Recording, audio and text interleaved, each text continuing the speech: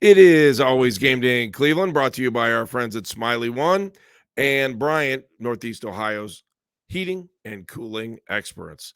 Let's start with the heat. The heat right now seems to be on Deshaun Watson because we don't know what's going on anymore. He practiced inside today. Was that the deal, Daryl, or didn't practice outside? And just get us up to speed on what the deal is. We don't know what he did Monday. All we know is he was not on the practice field. And all the team would tell us is that he was inside. Inside could mean he was getting treatment. Inside could mean that he was throwing with trainers or whatever, but he was not seen on the field at all, which is a little concerning because at least leading up to the Ravens game, we saw Deshaun on the field, whether it was he was talking to the trainer most of the time or, tossing short passes or mental reps or watching practice or whatever. So the fact that we just did not see him at all on Monday was a little eyebrow raising and concerning for me. And quite frankly, I'm believing nothing the Browns tell us about Deshaun Watson right now because, well, we were all told for a week that he was going to play and he didn't play. So nothing personal, but don't know that I can really trust much of what's being said about the situation because, well, the last time I did and it wasn't accurate. So let's look at this two ways. If you're the Browns, how much information do you want to put out there about Deshaun Watson? Does it matter? Like it doesn't matter. Maybe this competitive advantage is just it's a bunch of crap. It really is. There is no competitive advantage. Okay, because if Dorian Thompson-Robinson starts, it's going to be a bloodbath. Okay, there's no competitive advantage. Oh, the 49ers might have to prepare for DTR and not Deshaun. I'm sure they're quaking in their boots. Like, really? Did you not watch the Ravens game? That was the least competitive game I've watched from the Cleveland Browns, I would say, in the Kevin Stefanski era. Like, they just were never in that football game. It felt very 1999, Daryl. Yeah, in 4-44-ish. And then you look at like what and we'll get into the 49ers, but like they're not just beating people, they're annihilating people. So, I don't think that there's any competitive advantage to be had by being coy about Deshaun's availability for Sunday. I mean, Kevin Stefanski wouldn't even say if he was optimistic that Watson would be available against the 49ers. Now, to be fair to Kevin, he got burned leading up to the Ravens game because he was telling folks Deshaun was playing. Deshaun was telling everyone he was playing, and then it didn't materialize. So I understand why Kevin Stefanski is being very, very careful not to, go one way or the other as far as comments about Deshaun's availability. The other thing, too, is this because, last week he got burned with the medically cleared thing, that he was medically cleared, and that became a headline. and then on Monday, functionally available or functionally ready or whatever it was he said, which he was just trying to say, look, you can't throw a football. He'll be out there. He'll play when he can throw a football again. And so, again, I understand where he's coming from, but if Deshaun Watson's not available against the 49ers, I just, I don't know. Can the Browns just forfeit? I'm joking, but not really. Daryl, I'm wondering if the Browns are just going to hide him behind closed doors all week. I don't think we're going to see him. I'll be honest with you. Or they hide him while we're out there, and then as soon as we leave, they bring him out so we can't see anything. Which, again, I see. Here's the thing. Mm-hmm. Good organizations don't waste their time on playing games. Okay? If the Browns want to be a good organization, you just don't I hope they don't do that. I hope it's either he can or can't practice and that's it. And they're not playing games with this. Because if you play games with this situation, it's childish. And it means that you haven't grown up as an organization, in my view, or you're not as grown up as you want all of us to believe that you are, right? I mean, because Andrew Berry gave us the big speech about how wonderful their culture is and all that kind of stuff, right? Mm-hmm. Well, the Deshaun handling it does not speak to good culture, right?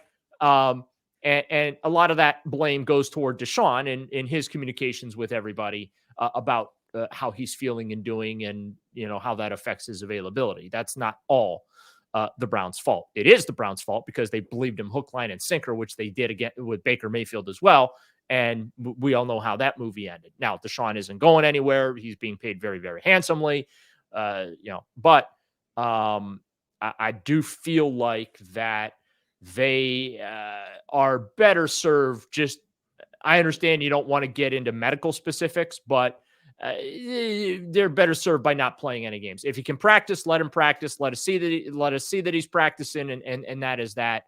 I hope that they don't play games with it this week, because I just think that is wasted energy. You have enough problems to worry about this week, namely the San Francisco 49ers and how really, really good they are. I just feel like you're wasting energy, and bad teams waste energy. Good teams don't waste energy. So, Daryl, I'm wondering if, and just based on this, because I was listening to the afternoon show today, and they were talking about the line in the game and how people were watching the line. I think it was before the Ravens game. It was moving like crazy on Friday before the game. But my point here is that teams have to have if the league wants to get in bed with gambling, which they already are. Yeah, I mean, I don't know how they can't have complete honesty. Like, they have to expect the teams to be completely honest, or else teams should be fined. If they want to be on the up and up, if they want everything to be clean, I think that teams should have to. I mean, yeah, I understand we have these medical reports that come out every day, and that's supposed to kind of be there. Yep. But I don't know. Can you see that in the future? I'm just kind of asking you to look in your crystal ball. No, because I see coaches resisting that till the end of time. Yeah, well, because they believe it gives them a competitive. I mean, they don't even want to do. If coaches had their way, they wouldn't even give an injury report. Right. But let's be honest about it. The NFL's had injury reports. I can't even remember when they even started, but they've had them forever, right? And what was the whole reason the NFL had injury reports? Let's be honest about it. For gambling. Right. Yeah. So, I'm reminded. Remember the scene from The Simpsons where Moe's like, "So, got any injuries the gambling public might want to be interested in?" Right? I mean, so they have to be honest, or as honest as they can. But also at the same time, there are rules and regulations about what type of medical data you release. So now they're very vague, right? So-and-so has a shoulder injury. So-and-so has a hand injury. So-and-so has a hamstring injury, a groin injury, right? But they don't get into the severity of the injury, right? And I think what you're talking about is so-and-so has a grade 2 high ankle sprain. Like, you want more specificity within those injury reports. And I don't see that happening.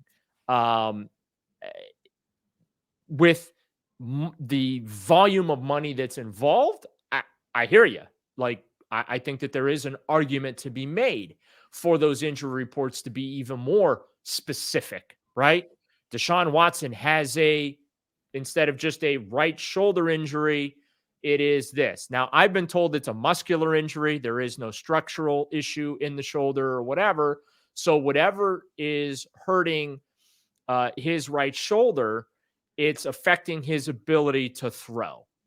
But it's not a structural problem. It's not something you go in and you put back together. It has to sit and, be in a sling or whatever it is. Right.